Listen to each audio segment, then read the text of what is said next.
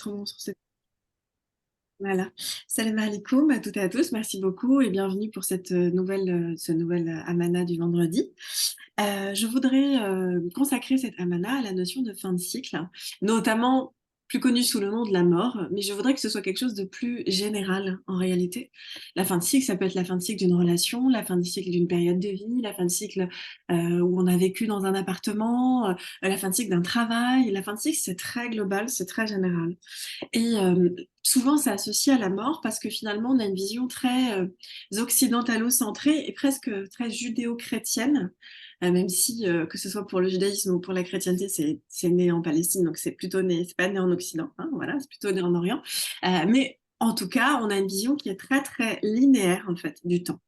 Cette vision lunaire, elle cause un effet direct qui est celui de penser qu'il y a un début de vie et une fin de vie.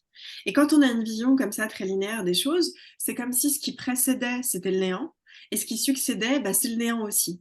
Et donc forcément, on est dans la peur, il y a quelque chose de très, dans l'inconnu, il y a quelque chose de très effrayant.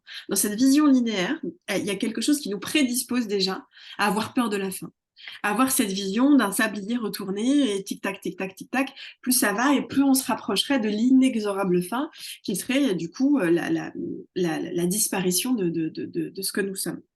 Moi, j'aimerais plutôt vous inviter à décentrer le regard pour un regard plus oriental, au sens large, j'allais dire non occidental, dans le sens où, par exemple, si vous prenez les Indiens n'ont pas du tout une vision, les hindous n'ont pas du tout une vision, comme les bouddhistes d'ailleurs, n'ont pas du tout une vision linéaire, c'est une vision cyclique, la réincarnation, on meurt, on renaît sous une autre forme, et finalement, la forme importe peu. Chaque réincarnation sont là pour qu'on puisse augmenter en conscience. Et l'islam, vous allez me dire, bah, ne croit pas en la réincarnation. Tout à fait, l'islam ne croit pas en la réincarnation, mais par contre, l'islam a quand même une vision ou une appréhension, en tout cas, cyclique du temps et des choses. Typiquement, pour l'incarnation, enfin pour les musulmans, il y a une existence pré-incarnation. C'est-à-dire qu'il y a une existence avant l'existence sur cette terre. Alors, pour vous donner un exemple, il y a le passage du sermon dans le Coran, où en fait, là, c'est pas la progéniture, c'est limite les gamètes, quoi. C'est la descendance de la première âme d'Adam. Même si, voilà, on pourra faire une intervention aussi sur est-ce que c'était bien Adam, est-ce que c'était Adam et Ève, est-ce que c'était un peu les deux. Mais en tout cas, il y a eu un sermon de la descendance d'Adam de vouer fidélité, en fait, à Dieu, y compris sur Terre. Donc, ça, c'est une existence pré-incarnation. Et puis, il y a une autre existence, mais cette fois-ci après l'incarnation, qui est la croyance très ferme et très forte en islam que cette expérience de vie humaine n'est pas notre dernière expérience. Et ça aussi, c'est très important d'avoir ça en tête. Du coup, on n'a déjà pas du tout la même vision de néant avant, néant après que, par exemple, on peut avoir souvent en Occident. Et c'est très important parce que par exemple, la fin de cycle, elle n'est pas considérée comme étant quelque chose de négatif en soi dans beaucoup de cultures. Alors pourquoi? Parce que la fin de cycle, elle permet plusieurs choses. La première chose qu'elle permet, c'est la fin des souffrances. Si par exemple, quand on expérimente la vie humaine, on traverse des souffrances parce qu'on traverse justement cet épisode de fin. De fin, de relation, de fin de travail, de fin de la santé, de fin de la jeunesse, de fin de vie, de deuil à répétition, etc. Des choses qui sont très difficiles en fait. Et donc, la fin du cycle permet d'arrêter un cycle qui est douloureux. L'expérience terrestre est une expérience qui est très belle avec plein de trucs positifs, mais c'est aussi coton, faut y aller en fait. Donc c'est aussi un porteur d'espoir que de se dire que c'est temporaire, voilà, que cette vie-là, elle est temporaire, premièrement. Deuxièmement, Dieu merci que nous ne sommes pas éternels, parce que sinon on n'aurait pas du tout de gratitude et surtout on ne ferait absolument rien. Et je me souviens plus qui disait, je crois que c'est un youtubeur qui disait, on se comporte comme si on était éternel, comme si on était, voilà, comme c'est ces gens qui meurent jamais, quoi. J'ai trouvé ça super intéressant parce que, en fait, le fait qu'on perde beaucoup de temps dans notre vie de tous les jours, sur Netflix, sur le téléphone, sur des applications, avec des gens qui sont pas bons pour nous, à rien faire parfois. Mais c'est ok de rien faire. Mais ce que je veux dire, vraiment dans un rien faire qui n'est même pas méditatif, hein. C'est-à-dire juste, on est là, quoi. Et ben ça, c'est parce on oublie la mort, en fait. On oublie la fin de cycle. Et donc, des fois, on se comporte comme si on avait du temps à tuer. Cette expression, elle me fascine. J'ai du temps à tuer. En fait, on ne tue pas le temps, on tue la vie, hein. C'est-à-dire que le temps, il est toujours nécessaire. Le temps, l'expérience humaine, elle est bornée. Voilà, elle est bornée. Elle est bornée par le temps et par l'espace. Nous qui sommes des créatures infinies et des créatures qui venons de l'éternel et retournons à l'éternel, on fait l'expérience de la finitude sur Terre. Donc c'est très important d'être conscient qu'effectivement notre expérience humaine, eh ben, elle va se finir. Et qu'est-ce que ça veut dire que d'en avoir conscience? C'est arrêter de se comporter comme si on n'allait jamais mourir. Et souvent, c'est la fin de quelque chose qui nous rappelle qu'un jour, on va mourir. Typiquement, ça va être la fin de, alors, la fin de la vie de quelqu'un, un deuil, la fin d'une relation, une catastrophe, un tremblement de terre, etc. C'est la fin qui nous rappelle l'importance du présent. Parce que sinon, encore une fois, on se comporte comme si on était éternel. Ça ne peut pas porter de fruits, en fait. Et surtout, ça a tendance à nous rendre ingrats. Parce que le fait de savoir que les choses vont s'arrêter, ben, ça nous pousse en fait à nous concentrer aussi sur le fait que ce soit une grâce. C'est une grâce de pouvoir avoir nos proches en fait. C'est une grâce d'avoir un toit, c'est une grâce d'être en bonne santé, c'est une grâce d'avoir la jeunesse. Et le fait de savoir que ça va s'arrêter, on a deux fréquences, soit la fréquence de la peur, de mon Dieu, qu'est-ce qui va se passer, etc., soit on a la fréquence de la gratitude, en disant, bah, c'est inévitable, toute chose sur Terre dans un espace fini est vouée à se finir, toute, absolument toute. C'est ce que les bouddhistes appellent la loi de l'intemporalité. C'est-à-dire que s'il y a bien une loi intemporelle, c'est le fait que dans 150 ans, toute âme qui vive sera morte. Et donc, c'est pas vu comme quelque chose de négatif, c'est un fait. Donc autant accepter ce fait quand on peut et le plus vite sera le mieux. Donc voilà, ça c'est aussi important d'avoir ça en tête, hein, la fin des souffrances, la gratitude. Et le troisième élément qui est important avec l'idée de fin de cycle, ça c'est un truc que j'ai réalisé il y a pas longtemps et ça m'a fait peur. Je pense que j'ai passé toute une nuit blanche rien que de réfléchir à ça. Ça a été de me dire, de faire la différence entre deux notions qui sont fondamentales, une qui est fondamentale et une autre qui ressemble mais qui n'est pas pareille en fait, hein. C'est l'attente et la patience. Voilà. Alors, la différence entre l'attente et la patience. Je vous laisse participer si vous voulez, voilà, même sans mettre vos caméras, parce que Asia, on enregistre juste pour info. Ce Sargdamana, il est enregistré. Après, quand on sera dans la période d'échange, il sera plus enregistré. Mais c'est juste pour celles qui n'ont pas forcément envie qu'on les voit en pyjama, même si je suis sûre que vous êtes absolument magnifiques. À votre avis, c'est quoi la différence entre la patience et l'attente? Vous pouvez mettre des commentaires et je peux les lire aussi si vous préférez. Ou juste enlever mon micro et parler.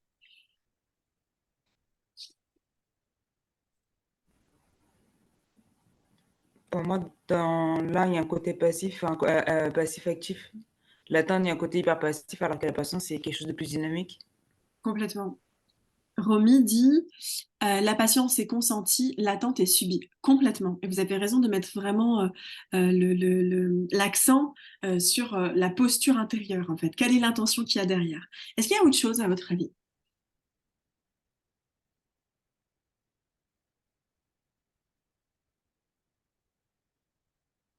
Bah, typiquement, la patience, c'est une valeur qui est reconnue par Dieu.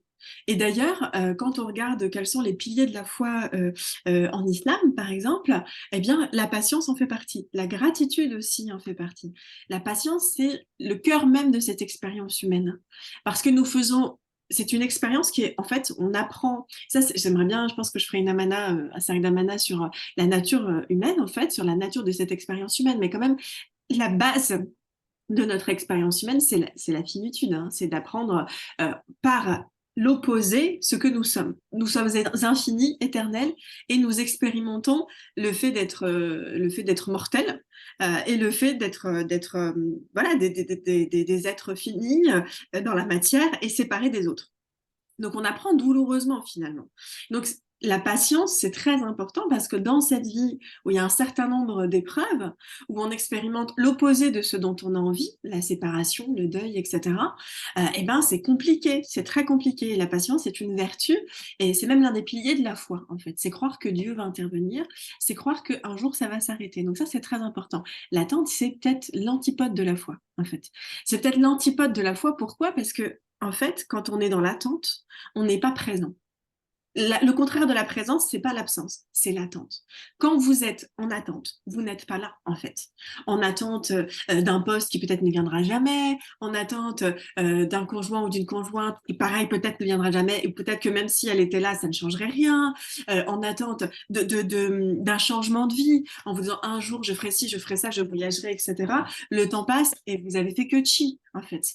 Parce que l'attente vous inhibe. L'attente, c'est la perversion de la patience, en fait. C'est ce qui vous rend impuissant face à votre vie.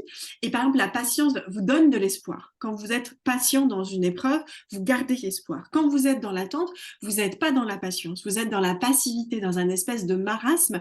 Et vous le sentez, vous vous sentez impuissant, vous vous sentez privé d'énergie. C'est pas du tout la même fréquence, j'ai envie de dire, vibratoire, et la même énergie que celle qu'implique la patience, en fait.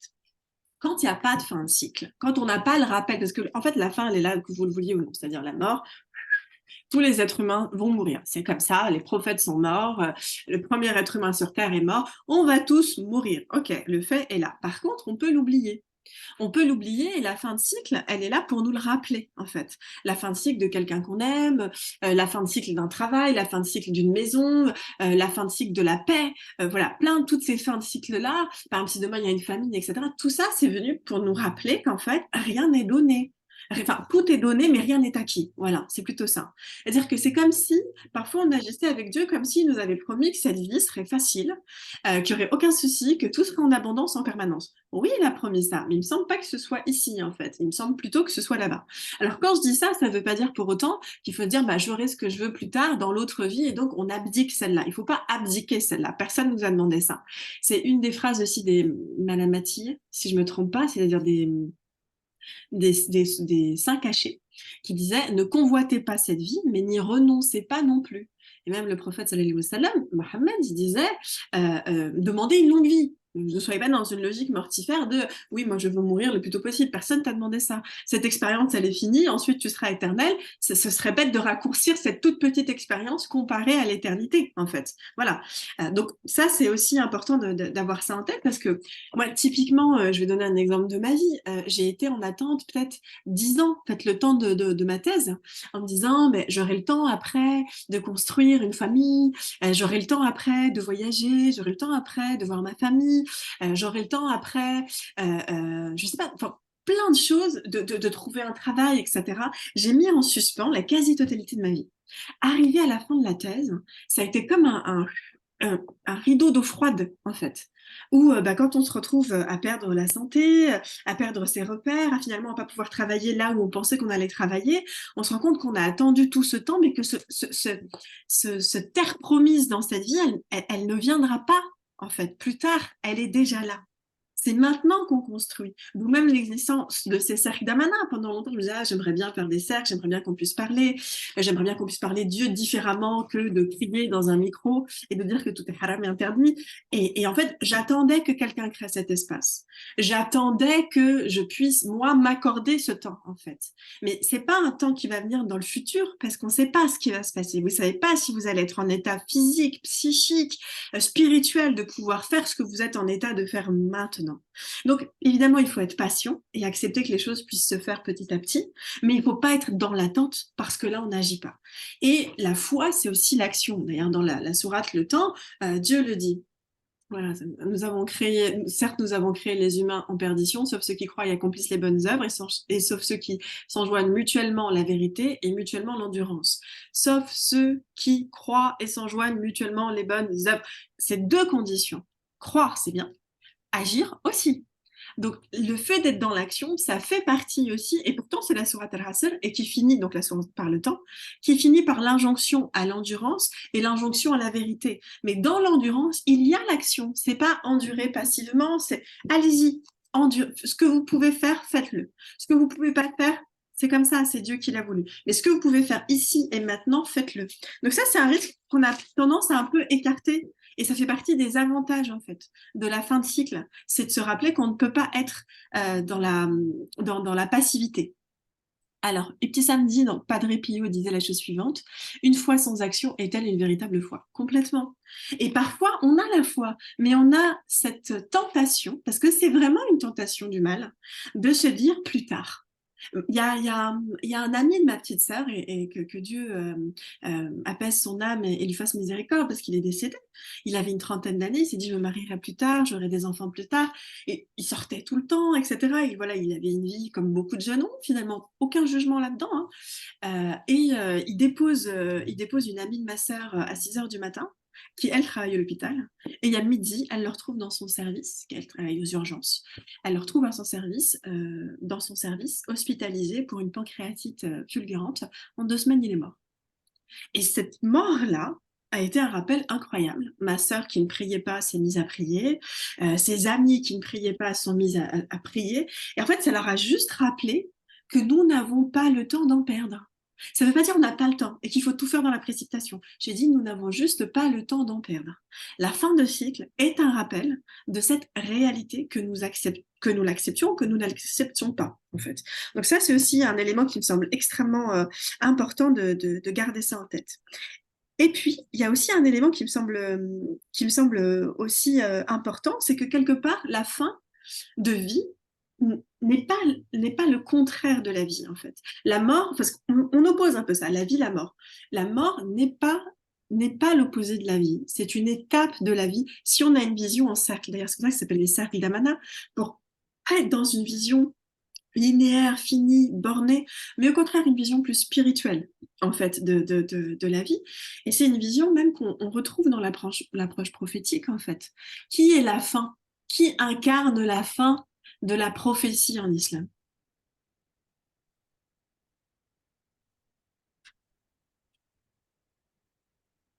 C'est une question que je vous pose. Qui incarne la fin de la prophétie? Oui, le prophète Mohammed sallallahu alayhi wa sallam. Et donc, on ne peut pas dire c'est une mauvaise nouvelle. On ne peut pas dire la fin, c'est pas bien. Le prophète, c'est la fin, c'est le sceau des prophètes, c'est la fin de la prophétie. Ça y est, fini, rideau, tac, tac, au niveau des révélations, pas des inspirations, des révélations, c'est fini. Et en ce sens, on pourrait dire, voilà, il y a un début, Adam, il y a une fin, Mohammed. Regardez, c'est quand même hyper masculin, donc il faut quand même complexifier ça. Hein. Les femmes ne sont pas juste des seconds rôles dans l'histoire de l'humanité. Mais bon, si on schématise ce qu'on entend d'habitude, c'est un peu ça, okay, cette vision binaire avec un début, une fin. La vision notamment des soufis, y compris de la prophétie, c'est un cercle. En disant, le prophète sallallahu alayhi wa sallam finit la prophétie, mais en réalité, il l'initie. Pourquoi? Parce que Dieu a mis en place un certain nombre de prophètes pour justement venir dire la prophétie, mais avec l'idée, dès le départ, que quelqu'un allait venir la finir. Qu'un être qu'il avait désigné, je n'ai créé le prophète, sallallahu alayhi wa sallam, Mohammed, que par miséricorde pour l'univers. Je vous rappelle quand même que Dieu dit ça, ce qui n'est pas rien. Donc, même l'univers, quand il le crée, il est créé dans l'idée que la révélation va venir et que la prophétie, la prophétie va pas se terminer, mais voilà, clore le cercle avec le prophète sallallahu alayhi wa sallam. Et il y a une métaphore qui est souvent utilisée, qui est la métaphore de l'arbre.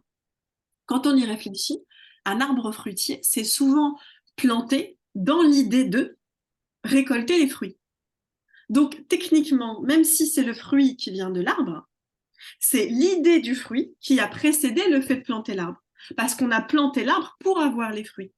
C'est un peu pareil pour la prophétie et l'idée de fin de cycle. Dieu n'a pas créé, alors je ne suis pas Dieu, attention, et je ne prétends pas parler en son nom, mais ce que je veux dire, c'est que dans mon interprétation, Dieu ne nous a pas créé humains et expérimenté cette vie en disant voilà, juste cette vie, tac la mort. Non, il a l'idée, la vision, c'était justement le fait de le retrouver après, où Dieu nous dit la vie dernière, c'est certes meilleure que la vie présente, où Dieu nous dit et les bienfaits, et tu seras enfin satisfait dans l'autre vie. Donc, Dieu sait qu'on va passer par une période qui est difficile, mais parce que dans son plan, il y a justement ce cercle et la fin du cycle sur Terre pour le début du cycle, du coup, de l'autre côté, en fait. Et même si les cercles c'est plutôt en spirale, en fait. Alors que les cercles sont les uns avec les autres. On a une expérience, on a une existence avant l'incarnation, on a une conscientisation, une existence pendant l'incarnation, et on en a une autre après l'incarnation. C'est le même fil qui est tiré, en fait. C'est la même âme, mais qui passe à travers différents filtres, en fait. Donc, c'est très important aussi d'avoir une vision qui sort de ça, en se disant, cette vie terrestre n'a jamais été l'objectif, ça n'a jamais été la finalité. Elle est très importante, je ne dis pas du tout comme ceux qui pensent qu'il ne faut pas s'investir dans cette vie, au contraire, on a une chance, une expérience incroyable qui est celle de l'expérience humaine, terrestre, et dans le même temps, ne pas non plus voir ça comme, voilà, quelque chose de borné et de tellement borné en fait qu'on perdrait quelque chose avec la fin de vie. On perd rien du tout en fait. C'est pas fromage ou dessert, c'est fromage et dessert et salade et noix et serveur et restaurant et voilà, c'est l'ensemble en fait. Et c'est une idée qu'on retrouve aussi dans le texte de Halwa. Je ne sais pas si du coup vous avez pu le lire.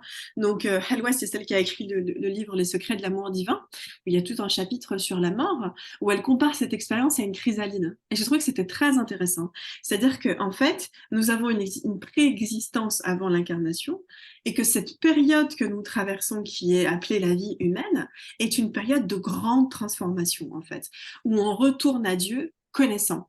On retourne à Dieu reconnaissant. Si on a réussi à comprendre, à se rappeler, en fait, surtout, et à l'intégrer, les raisons pour lesquelles nous sommes ici, en fait. Voilà, de revenir plus reconnaissant et de revenir plus connaissant. Et pour être dans la connaissance, on est dans la séparation. Ça, voilà, je ne m'aventure pas là-dessus parce que c'est tout un autre sujet sur la nature humaine et pourquoi est-ce qu'on est séparé, tout ça, mais je trouve que c'est important d'avoir ça en tête. C'est comme une étape, en fait, de notre métamorphose, en fait, cette chrysalide et cette expérience de vie. Ce qui m'emmène à une autre question qui est, quel est le seul être vivant sur Terre, d'accord, qui connaît plusieurs fins de cycle sans mourir, ou qui met parfois des millénaires avant de mourir. Le seul être vivant, il n'y en a qu'un sur Terre qui fait ça. Des fins de cycle, mais pas la mort. On dirait une charade. Il a 3 jambes et non bois. Non, c'est grave.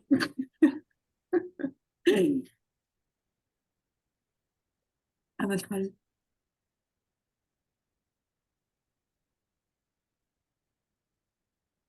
Pas de mauvaise réponse. Hein. Aucune idée pour les petits Sam, d'accord.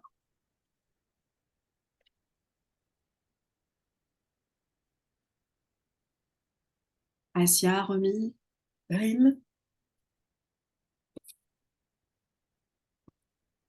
Donnez votre langue au chat. Terre. Alors, la Terre est vivante, évidemment. La Terre est consciente, mais c'est pas elle à laquelle je pensais, plutôt une émanation de la Terre. Oh Jésus, des gros cœurs. Des gros cœurs.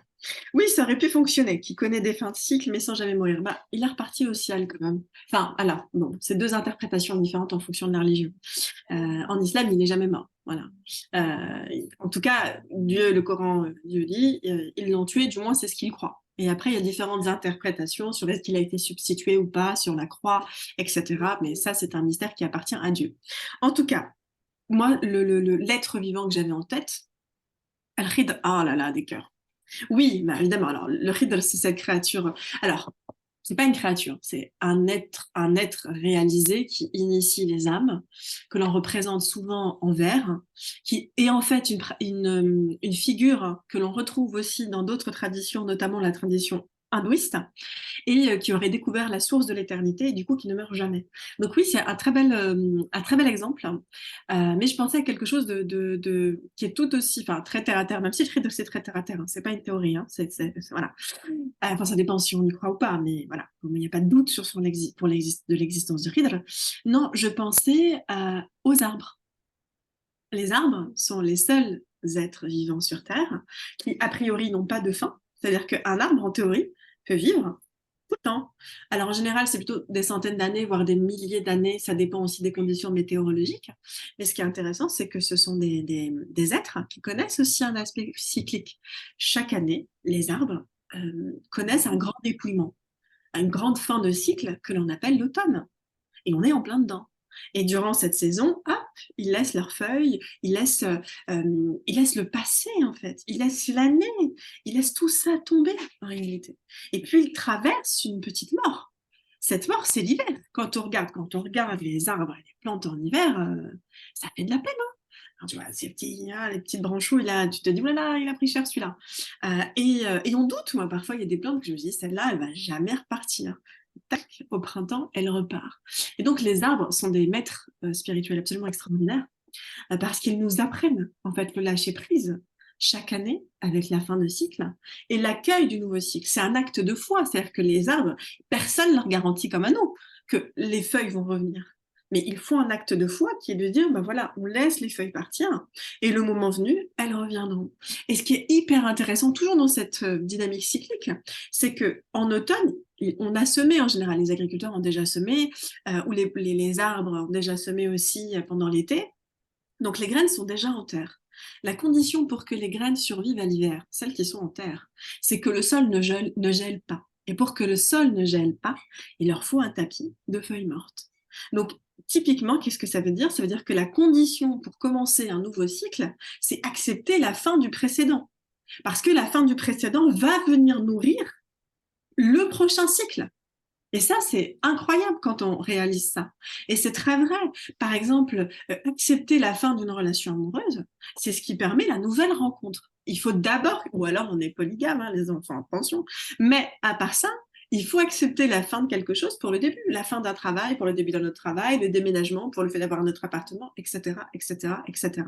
Donc la fin est aussi une condition. La fin est une étape de la vie, pas la fin de la vie en fait. La fin est une étape. C'est la fin d'une étape qui fait partie de la vie, en fait. Et donc ça donne aussi une autre dimension de la vie. Et surtout, ça nous permet de normaliser la fin. Parce que typiquement, dans l'état de nature, une cellule qui se diviserait en permanence et qui ne mourrait pas, ça s'appelle un cancer. Ça s'appelle une cellule cancéreuse. C'est une cellule malade. La croissance permanente, ce n'est pas bon. Le monde a ainsi fait, la lune a un cycle, le soleil a un cycle, les règles des femmes ont un cycle. Nous sommes constitués en cycle. Nos cellules se régénèrent, elles meurent, elles revivent, elles meurent, elles revivent, elles meurent, elles revivent. En fait, on traverse plein de fins de cycle dans une vie.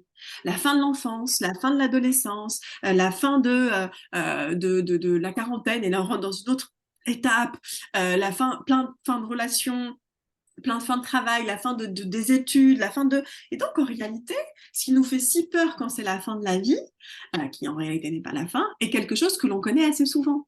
La fin de cycle, c'est en fait quelque chose que l'on traverse tous les jours. Quand on va aller dormir, on expérimente la fin de la journée. Et d'ailleurs, quand on a des insomnies, c'est souvent qu'on a du mal à lâcher sur quelque chose qui s'est passé dans la journée ou dans les jours qui ont précédé.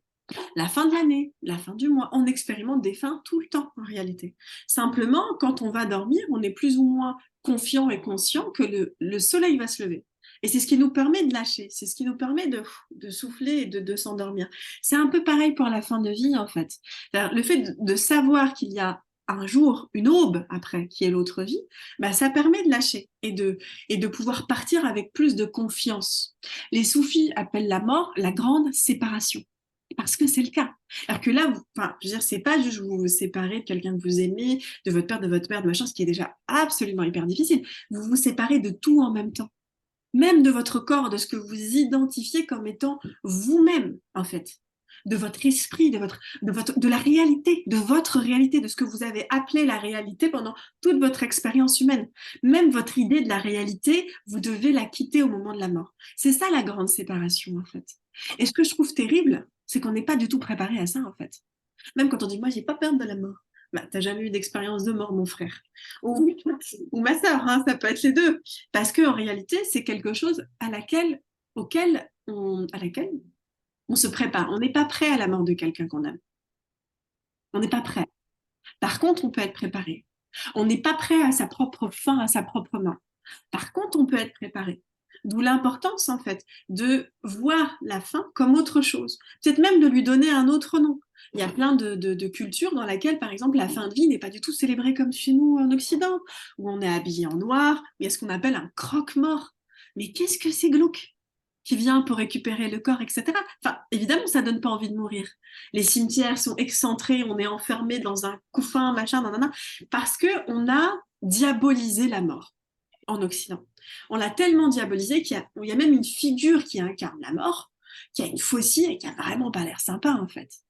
Alors que, par exemple, la vision soufie, notamment celle de Rumi, c'est d'appeler le jour de la mort, par exemple, le jour des noces. c'est le jour où on retrouve Dieu, c'est le jour où on retrouve la bien-aimée, le bien-aimé. Et donc, c'est un jour de célébration. Évidemment, on va être triste. Si vous dansez la Zumba à la mort de quelqu'un que vous aimez, c'est quand même...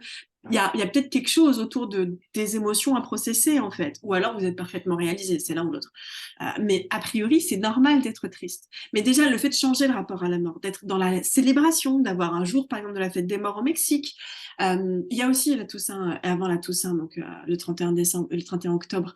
Il y a cette logique-là, mais on n'est pas dans une dimension spirituelle. On est dans une dimension où on va venir exorciser un peu l'idée de la mort en se déguisant pour éviter de se faire peur, enfin, pour que la mort nous fasse moins peur. Mais en réalité, on n'est toujours pas dans cette logique de rapport bienveillant et apaisé avec quelque chose qui, de toute façon, va tous et toutes nous arriver à un certain moment de notre vie. Voilà, on ne sait pas quand. Et je vous l'ai dit, c'est ce qui permet qu'on ait de la gratitude. Si on savait quand est-ce qu'on allait mourir, on ne pourrait pas vivre. Parce que déjà, on aurait peur tout le temps, c'est comme ça. Voilà. Et en même temps, si on n'avait pas l'idée de la mort, ben, on ne serait pas reconnaissant. Donc, le fait de pas savoir, tac, tac, tac, c'est bien. Si on me disait que j'allais mourir dans 90 ans, peut-être que je prendrais plus mon temps. Ben, c'est pas une bonne idée non plus. Voilà. Il faut à nouveau ne pas être dans l'attente, mais dans une dynamique de présence, en fait. Alors, avant de continuer, est-ce qu'il y a des questions?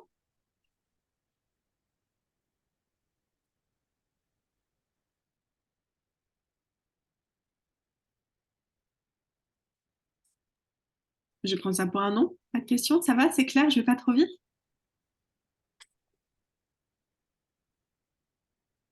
Exprimez-vous librement. Faut que j'arrête de faire ces actions, c'est horrible. Ça va? C'était pas trop rapide? Non, ça va. Merci beaucoup. D'accord. Alors, il y a un autre élément aussi qui fait que c'est pas que dans la foi qu'on peut dire que la fin de cycle, c'est quelque chose de pertinent et qui fait sens, en fait. Dans le sens où ceux qui sont les plus rationnels, je déteste ce terme parce que avoir la foi, c'est être rationnel. Hein. Penser que, voilà, il y a ce qu'on appelle le temps de Planck, c'est-à-dire le Big Bang, et paf, ça fait des chocs à pic, et d'un coup, tout est parfait, la Terre, machin, et nous, on arrive sans qu'il y ait une intelligence derrière. Je me souviens plus quel scientifique disait que c'est à la centième de la décimale près pour plusieurs données, en fait, qu'il fallait que ce soit exact pour que la vie soit possible à la centième de la décimale près. Donc, si on pense que ça, c'est le fruit du hasard, je ne sais plus qui c'est qui disait que c'est comme de croire en la probabilité qu'une météorite puisse se cracher sur Terre et paf, elle fabrique un Airbus.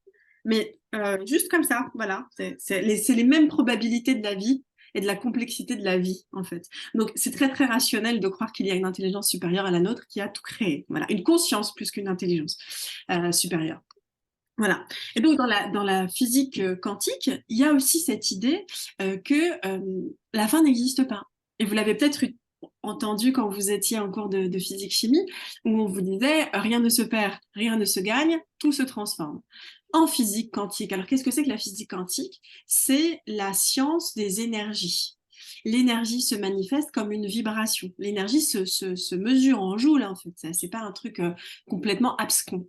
Et donc, dans la théorie, dans la physique quantique, on s'est aperçu qu'effectivement, une énergie, bah, elle disparaît pas.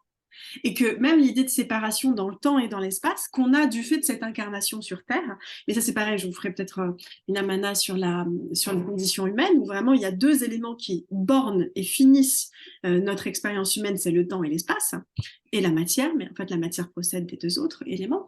C'est un repère orthonormé, on va dire. Voilà, c'est la 3D, la matière, voilà.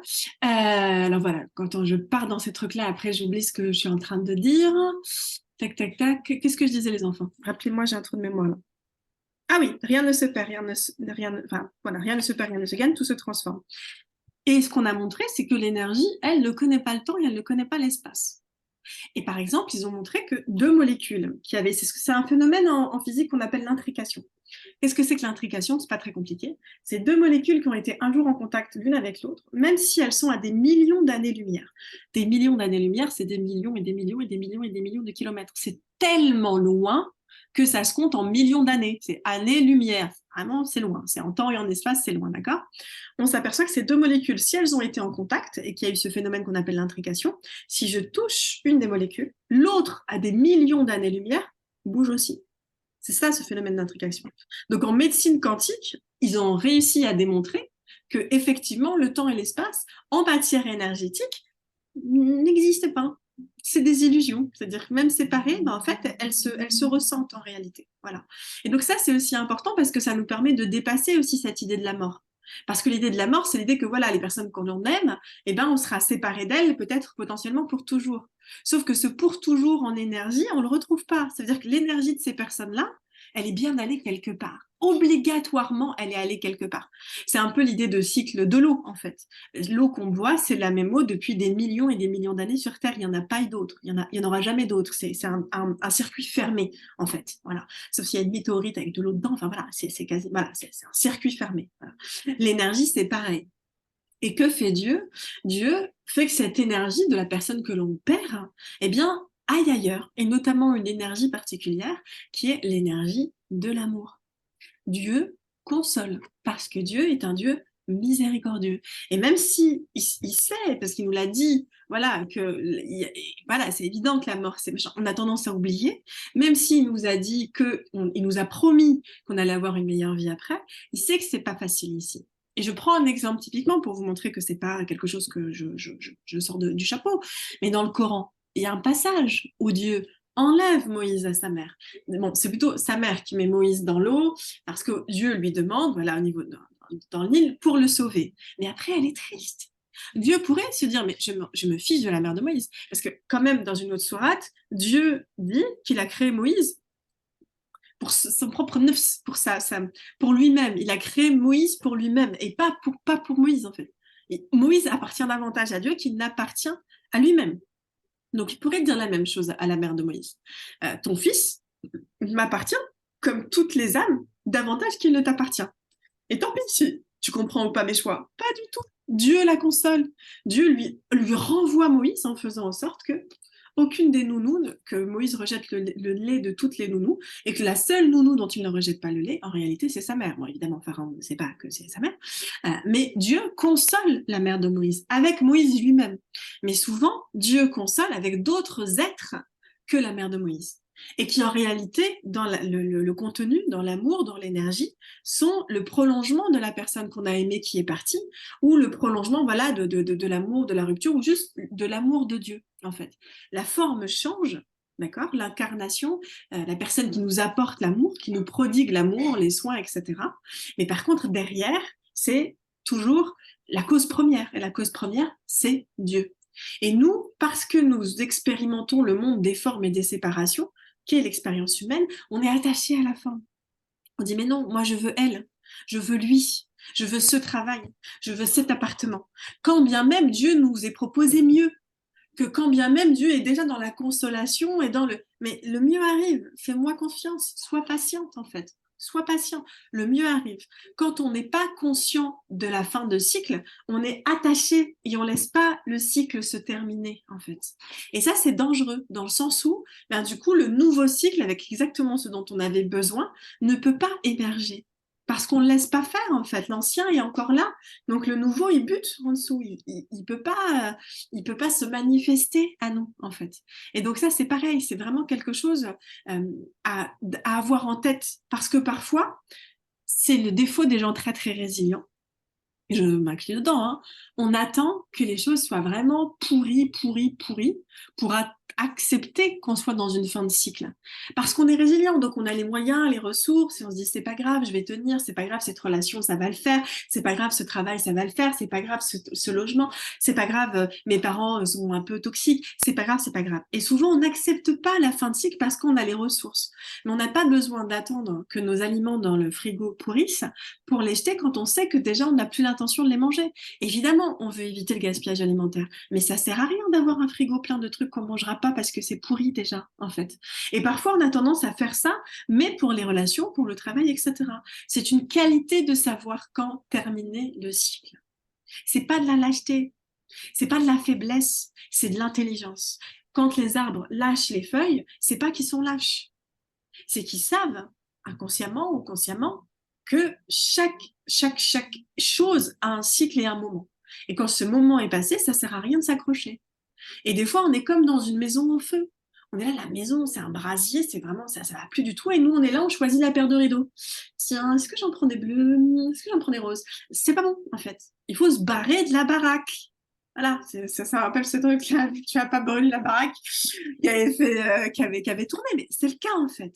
Et si jamais vous voyez que parfois, bah, c'est plutôt un feu qui est vraiment lent, mais qui est inexorable, c'est-à-dire vous avez essayé de l'éteindre, ça ne marche pas, c'est un feu qui avance quand même. N'attendez pas 10 ans que le truc s'éteigne en fait. Allez-y, brûlez, brûlez ce qui doit de toute façon brûler, c'est-à-dire terminer ce qui doit se terminer, plutôt que d'avoir ce truc-là de mort lente, lancinante, de fin de cycle qui dure longtemps. Accompagnez-vous, tranchez. Parce que c'est ça aussi dans la nature. On voit qu'après un feu, les cendres nourrissent la terre. Si vous savez que vous ne pouvez rien faire contre ce feu, contre cette fin de cycle, accompagnez-la, d'accord? Parce que avec la conviction, en fait, que après ça va aller mieux, mais que de toute façon, que vous résistiez ou pas, c'est plus fort que vous. Une fin de cycle, c'est plus fort que vous. Ça va mettre du temps, voilà, ça va s'accrocher petit à petit, s'effilocher, mais une relation qui s'effiloche, un truc qui s'effiloche, c'est moche. Ça prend du temps et finalement on se fait mal. Et on se fait du mal. Et on fait du mal aux autres qu'en n'acceptant pas la fin de cycle. Et c'est pour ça que je trouve aussi très important de mieux comprendre la signification de Salem, de Islam, qui n'est pas la soumission, mais l'acceptation. L'acceptation de quoi? Y compris l'acceptation des fins de cycle, le lâcher, faire quand on doit faire pour pas être dans l'attente, la patience quand on n'a pas d'autre choix, quand il n'y a pas d'autre issue en se disant forcément il y a une fenêtre, il y a une porte qui va s'ouvrir, il y a peu importe ce que c'est, même si c'est un tout petit trou, il y a quelque chose qui va se passer et voilà, ça c'est l'espérance. Donc ça c'est important aussi dans une fin de cycle d'avoir l'espérance du renouveau en fait qui va se passer. Et ça fait partie pour moi des conditions pour vivre une bonne fin de cycle. C'est faire le deuil de ce qui a été mais qui n'est plus. Même moi, ça m'a toujours gêné quand on parlait d'enterrement de vie de jeune fille ou d'enterrement de vie de garçon. Enterrement, personne n'est mort. Mais en fait, je trouve que c'est aussi intéressant de au moins marquer le coup qu'effectivement, il y a une étape de la vie qui est finie. Et on peut la célébrer. On peut dire, voilà, c'est la fin de la vie de célibataire, c'est la fin de la vie sans enfant, c'est la fin de la vie sans chat, c'est la fin de la vie de... Ah, et en même temps, célébrer le nouveau. Voilà, être dans le deuil et être dans l'espérance. Après, je vais vous donner peut-être quelques clés aussi émotionnelles pour pouvoir gérer justement ces émotions-là. Mais est-ce que jusque-là, c'est assez clair et est-ce que vous avez des questions?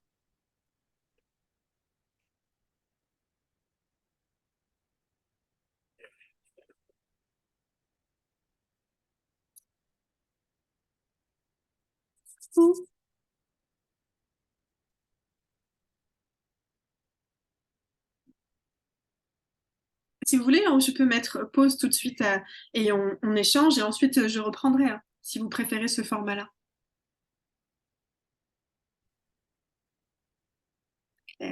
D'accord. Ok. Donc je suppose que c'est bon. Je poursuis et puis de toute façon après on sera dans une phase beaucoup plus interactive. Voilà. Concernant les émotions, quand vous retenez, en fait, il faut comprendre que c'est vous que vous condamnez.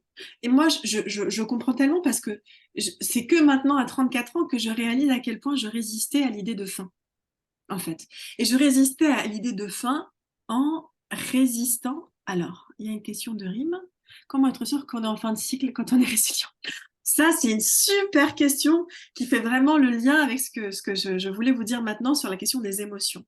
Il y a une émotion qui est imparable, un indicateur imparable au fait que vous êtes en fin de cycle, y compris quand vous êtes résilient. Résilient et que vous voulez pas voir. Hein. C'est-à-dire, vous n'êtes pas dans le déni, vous êtes dans la dénégation. Oui, mais non. Ça, moi, je connais très bien. Le oui, mais non. Le oui, mais sur un malentendu, peut-être que ça peut se faire. Non. Il y a une émotion qui ne vous trahit pas, parce que le corps ne vous trahit pas. Parce que le corps, c'est le moyen d'expression de ce que Freud appelle l'inconscient, et j'aime pas ça, plutôt le subconscient, c'est-à-dire ce qui est en dessous de votre conscience, mais qui est en réalité beaucoup plus conscient, donc c'est pas inconscient, beaucoup plus conscient que votre conscience. Je pourrais même l'appeler l'hyperconscience, voilà. C'est ce qui est rattaché à l'intelligence de votre âme et à l'intelligence de Dieu, en fait, le subconscient. C'est pas un saboteur débile, en réalité. Il vient vous montrer ce qui va pas, etc. Comment il s'exprime à nous? Par les rêves et par le corps. Comment il s'exprime par le corps? Par les émotions.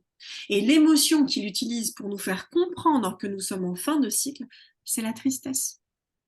La tristesse, c'est vraiment l'émotion qui vous dit, c'est terminé.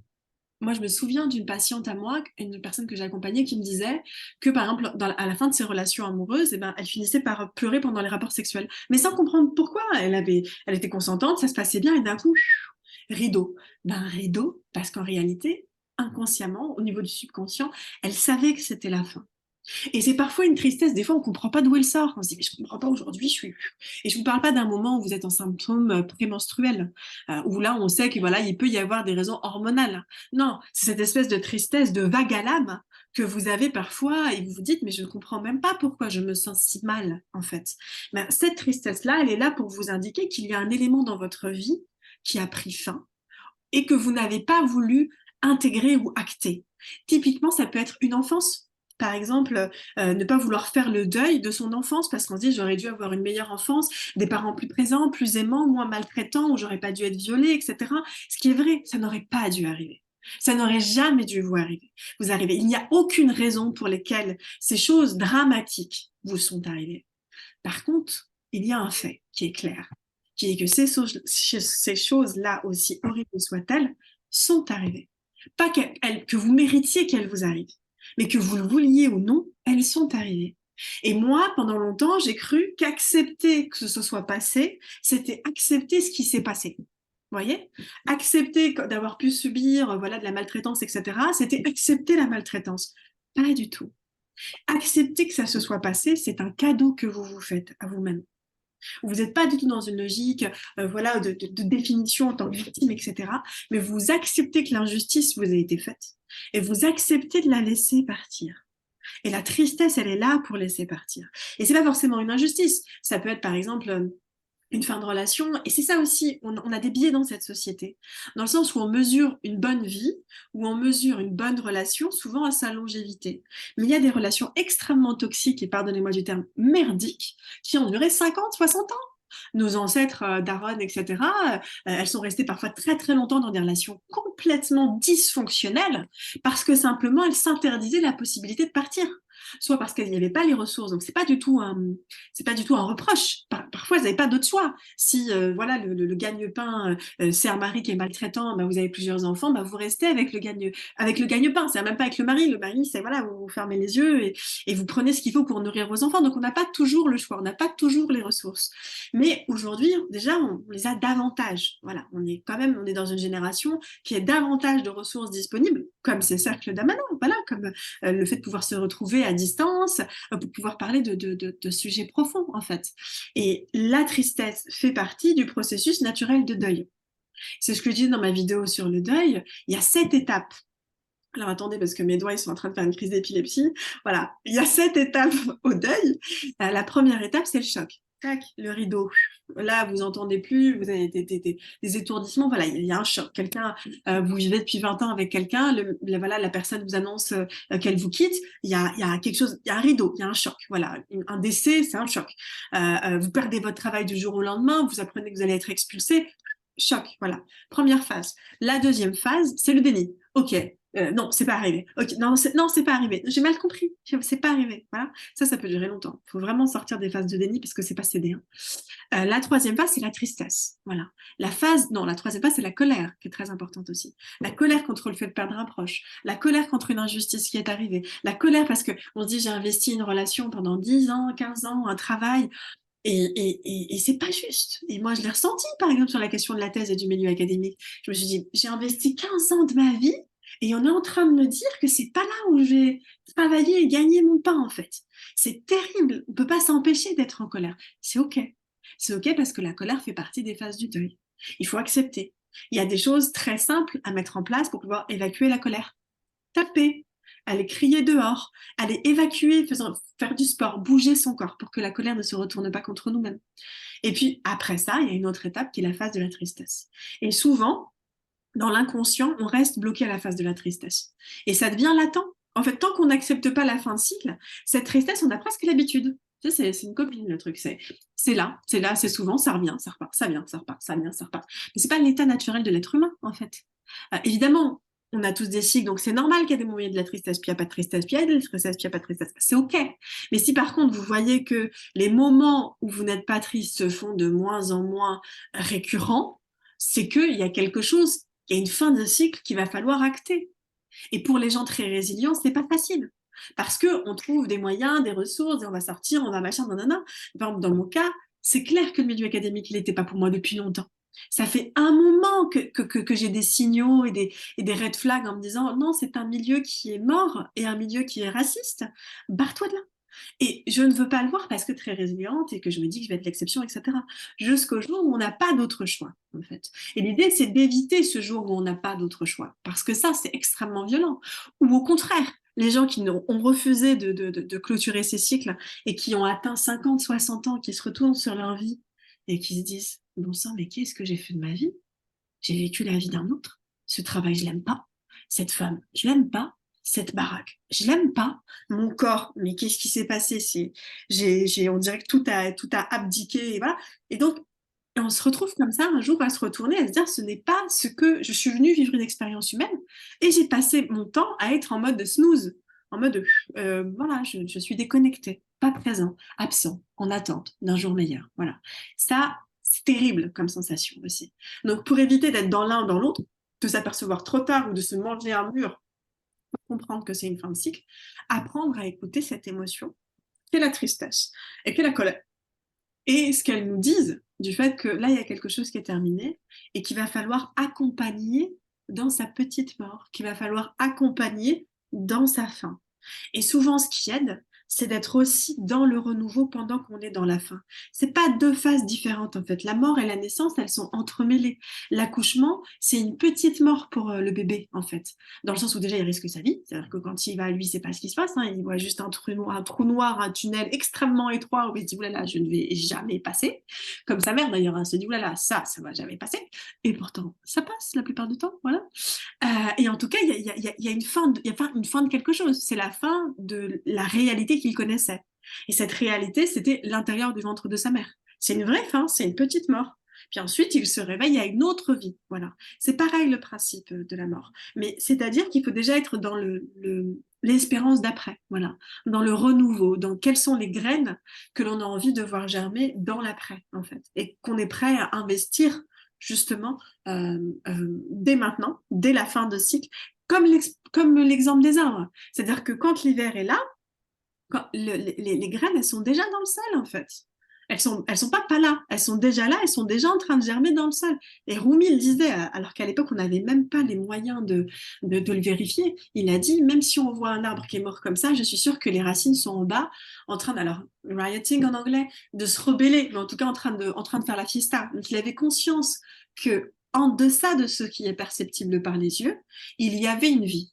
C'est vrai, dans le sol, même en hiver, les graines sont vivantes, les racines sont vivantes. Donc même lorsque vous expérimentez la fin d'un cycle, en réalité, il y a de la vie. La vie, elle est déjà là. La vie, elle pousse partout. Hein. Les arbres, ils soulèvent le granit avec leurs racines. Voilà, les plantes aussi, parce que la vie trouve toujours un espace. Voilà. Elle trouve un espace, encore faut-il que nous, on ne le coupe pas systématiquement, en se disant non, mais ça doit être là et ça ne doit pas être ci ou ça ne doit pas être ça. Voilà. Je ne sais pas si j'ai répondu à ta question.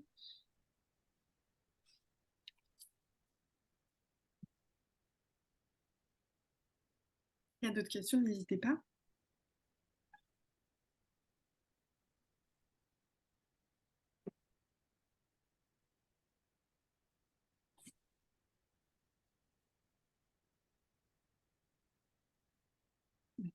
Alors, juste pour vous redonner ce truc, pour la question de la fin de cycle et la question du renouveau, voilà, 3 éléments qui peuvent vous aider à accompagner. Accepter la période de deuil, qui est la période de tristesse.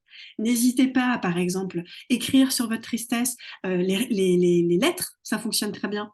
Écrire à la personne, écrire à l'institution, écrire au moment de sa vie, c'est-à-dire par exemple l'enfance, voilà, dire adieu voilà, à l'enfance qu'on a eue et on aurait aimé avoir autre chose. Voilà. Les lettres, ça fonctionne très bien pour dire au revoir, en fait. Voilà, ça c'est très très important. L'espérance, poser et visualiser déjà ce que l'on veut après la fin de ce cycle. Voilà. Et si c'est pas ça, par exemple, si c'est la perte de quelqu'un, si c'est la perte d'un être cher, visualisez aussi ce que vous allez faire avec cet être cher dans l'autre vie, par exemple. Ou imaginez quelles sont les personnes qui, à votre avis, reflètent le plus l'amour de cette personne que vous avez perdue. Typiquement, je me souviens d'une amie à moi qui me disait, quand elle a perdu son père, que son fils, parfois, se mettait à sortir des phrases que son père disait, alors qu'ils ne s'étaient pas connus, en fait. Que même ils vivaient à l'autre bout, là, la Réunion, la France, quoi, vraiment à des milliers de kilomètres. Parce que l'amour se transmet. L'amour change de forme, mais l'amour ne meurt pas. C'est la substance première de Dieu. Voilà, l'amour, c'est une substance qui est intemporelle. Alors, il y en a qui vont me dire, mais t'as pas le droit de décider de ce qui est la substance de Dieu. En tout cas, c'est ce que moi je crois. Je crois que la substance fondamentale de Dieu, c'est l'amour, en fait. Et que du coup, cet amour-là ne peut pas mourir.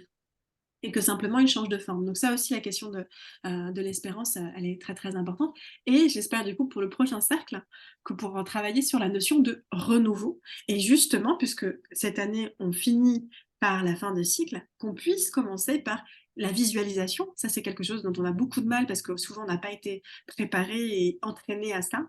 Mais visualiser les graines, l'espérance que l'on veut avoir pour, le cycle qui arrive et qui arrive très très fort, Inch'Allah. Alors, une question.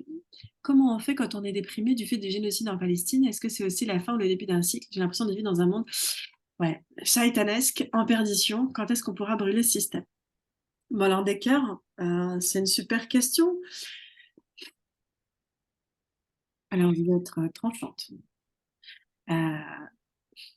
Nous sommes dans une réalité, voilà, où il y a des choses qui sont perceptibles et des choses qui ne sont pas perceptibles. Parfois, l'on peut désespérer parce que nous nous accrochons que à ce qui est perceptible. Ce qui est perceptible, c'est une injustice fondamentale et un génocide. Ça, c'est perceptible. Bon, pas pour tout le monde, hein, parce que visiblement, on n'a pas tous les mêmes critères hein, en termes d'humanité. Mais voilà, les visions sont comme ça. Ça, c'est perceptible. Par contre, il y a des choses qui se passent dans le monde subtil que nous, on voit pas, en fait.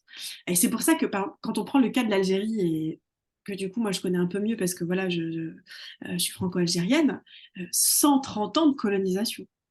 C'est-à-dire, quand l'Algérie se révolte, personne ne parie un pesos sur les Algériens. Personne ne parie un pesos sur les Vietnamiens lorsqu'ils se révoltent quand même, contre les deux principaux empires que ce monde est porté, la France et l'Angleterre. Alors l'Angleterre, c'était pas seulement l'Angleterre, mais c'est du coup les États-Unis qui avaient une puissance de frappe absolument incroyable. Et ben les Vietnamiens reconstituaient leur petite mitraillette à vélo, quoi. Et ils ont fait reculer les deux plus grands empires. Pareil pour l'Algérie, en fait. Des gens à qui on prêtait aucune intelligence. On se dit, c'est des paysans, ils ne pourront jamais résister. La France avait la bombe atomique. La France avait la bombe atomique. À côté des paysans et des agriculteurs algériens, personne ne se disait qu'ils pouvaient gagner. Et pourtant, ils ont gagné. Donc déjà, ça, c'est très important d'avoir ça en tête, en fait, d'avoir une vision sur le long terme. Et peu importe ce que vous voyez, peu importe ce qu'on essaie de vous dire, parce que plein de gens soutiennent, par exemple, la question israélienne et la politique israélienne, parce qu'ils pensent que la Palestine ne peut pas gagner. Et donc que l'effort, c'est Israël, et donc ils seront toujours forts, et donc si on veut être du bon côté de l'histoire, ben, il faut être du côté israélien. C'est un mauvais calcul, parce que c'est un calcul qui est fait à partir de ce qu'ils voient et non pas à partir de ce qui est. Parce que ce qui est au-delà du visible en réalité. Et donc, nous, pour éviter d'être dans une logique de désespoir, il faut refuser d'être parasité intérieurement. Ce parasitage, c'est le désespoir, c'est la désespérance en fait. Quand vous désespérez, vous arrêtez d'être courageux. Parce que vous croyez que ce que vous faites ne va pas changer les choses. On est impuissant. Le mal ne veut pas nous affronter. Il ne veut pas affronter le bien. Il veut nous convaincre que de toute façon, on ne peut pas gagner et qu'on abdique avant même d'avoir combattu. C'est comme ça qu'il agit. Le patriarcat, le racisme, le capitalisme, le colonialisme, tout ça, c'est de toute façon, tu n'as aucune chance. Donc fais ta petite vie dans ton coin. Tu ne pourras pas arrêter le mal. Voilà, cherche pas à comprendre Hachek. C'est comme ça qu'il réagit. Et parce que le mal ne veut pas qu'on sache à quel point nous avons beaucoup plus de pouvoir que ce qu'il nous laisse l'imaginer. Parce que c'est ça, il sait, le mal sait, le mal est connaissant. Donc le mal sait Il sait que contre nous, contre le bien, tôt ou tard, il va perdre. Parce que c'est ça aussi, l'importance de l'eschatologie et de la croyance en l'eschatologie. C'est de croire qu'à tous les coups, c'est Dieu qui gagne. Même s'il y a la ruse divine, même s'il y a un truc qu'on voit et puis ensuite qu'on voit pas, nanana, nanana, et qu'on pense que voilà, on a perdu, à tous les coups, Dieu il gagne. Parce que Dieu, là, c'est le plateau d'échecs lui-même. Et le jour où il dit non mais ça monte, c'est bon, ça, là, vos petits pions, là, ça me fatigue, on retourne le dos, c'est fini, c'est terminé. La question, c'est pas tellement est-ce que le mal va continuer à commettre des injustices. Mais chérie, c'est le cas. Ce sera toujours le cas. Il y aura toujours des injustices sur cette terre. C'est le principe même de cette expérience. Par contre, la question qu'il faut se poser, c'est est-ce que nous sommes prêts à combattre les injustices quand bien même on ne verrait pas le résultat de notre combat ou quand bien même on aurait l'impression que ça ne sert à rien simplement parce que c'est un combat qui doit être mené. Mais sans forcément être dans une logique va-t-en guerre. C'est-à-dire qu'on peut combattre le mal sans combattre le mal, juste en faisant le bien, en créant des espaces de lumière comme celui-ci, en éteignant son téléphone portable et en priant à la place, en éteignant son téléphone portable et en allant, je ne sais pas, donner de l'argent à une ONG ou machin, de plus être dans une logique où vous constatez l'injustice, mais dans une logique où vous la contrez, y compris simplement en allant planter un arbre quelque part. Vous êtes déjà dans, hop, rétablir l'équilibre du bien et du mal. Alors, Assia, je crois que tu disais quelque chose. C'est le même principe pour les premiers musulmans. C'était des gens populaires face à Quraysh qui a été puissant économiquement et socialement. Mais bien sûr. Mais quand même, non mais franchement, le prophète, c'est un bédouin, c'est-à-dire le chameau dans le désert. Les probabilités pour que plus de 1400 ans après, on connaisse son nom, que l'islam soit pratiqué par plus d'1 milliard d'individus, avec la faiblesse des moyens dont il disposait à l'époque, on est de l'ordre du miracle, du miracle, du miracle, du miracle, en fait. Personne ne pariait un pesos. Ah, Jésus, ah oui, oui, bien sûr, tu es le Fils de Dieu. Ah, personne ne parie un pesos. Jusqu'au jour où ils n'ont pas d'autre choix. Mais je veux dire, même si les signes leur sont venus, nous avons tous le libre arbitre. Nous pouvons choisir de ne pas croire. La désespérance, ça tue l'âme, ça tue le cœur. Quand vous croyez que les choses vont toujours être comme ça, qu'elles ne seront jamais différentes, et qu'on commence à constater ça, forcément, on est déprimé, en fait. Voilà. Donc, il faut accepter que là, il se passe un cycle qui est compliqué et qu'il va falloir être courageuse dans ce cycle, qu'il y a des moments où il va falloir presser pause parce que le mal veut utiliser notre énergie pour pouvoir faire ce qu'il a à faire, et au contraire, être dans, encore une fois, pas dans l'attente, mais dans l'action. Une des techniques du mal, et là, c'est vrai qu'elle ça y est, elle rentre, mais c'est important, c'est important. Une des techniques du mal, c'est la diversion. Voilà, ça, quand vous avez compris ça, vous avez tout compris. Une des techniques majeures du mal, c'est pas l'affrontement direct, c'est la diversion. On va utiliser l'attention des gens.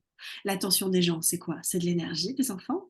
Donc, on va utiliser cette énergie, cette attention-là, pour la mettre sur des points de tristesse ou des points inutiles, pour vous empêcher de faire ce que vous avez à faire. La seule question que vous avez à vous poser, vous, c'est tiens donc, quand j'ai voulu faire ce truc, je vais vous donner un exemple. J'ai fait un atelier de formation sur la prise de parole et sur le pouvoir de la parole. Il y a de ça, c'est dimanche dernier, voilà, quelques jours de ça. Je fais l'atelier. Alors là, la technologie a décidé de nous lâcher. Hop, d'un coup, moi, voilà, ma plateforme marche plus, j'arrive plus à me connecter. Donc, je commence avec une demi-heure de retard. Ensuite, les personnes qui arrivent, à un moment donné, leur téléphone coupe sans aucune explication. Il y a de la batterie, il y a du réseau. D'un coup, ça coupe. Tac, quand c'est pas l'une, c'est l'autre. Quand c'est pas l'une, c'est l'autre. Ça, c'est de la diversion, les enfants. C'est-à-dire que, vu ce qui allait être dit et ce qui allait être lâché, le but, c'était de nous détourner de ce qu'il y avait à dire ou de lâcher. Et c'est à nous d'être persévérantes dans ces cas-là, en fait. Et ça peut être plein d'autres éléments. Comme par hasard, vous êtes en train de changer, il y a un truc que vous êtes en train de faire, vous êtes dans une super dynamique, et là, qu'est-ce qui se passe? Vous tombez malade, il y a une agression, vous perdez de l'argent, etc. Et là, vous vous dites, je comprends plus rien, Seigneur, mais je pensais que c'était ce que tu voulais que je fasse, je pensais que c'était la direction dans laquelle tu veux que j'aille, et il m'arrive ça, c'est que j'ai mal compris.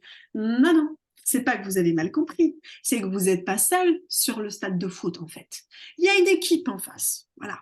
Et cette équipe, elle essaie de faire des jeux de jambes pour que vous ne voyiez pas et que vous ne mettiez pas le ballon là où vous devez le mettre, dans les cages.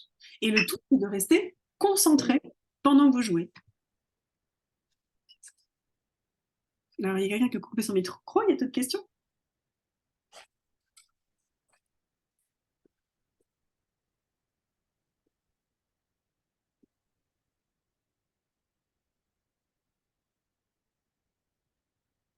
Si vous voulez, du coup, je remercie toutes celles et ceux qui regarderont cette vidéo après. Et je coupe comme ça, je laisse les questions à celles qui sont présentes et qui ont des questions à nous poser et peut-être en plus en intimité. Voilà, à très bientôt, Inch'Allah.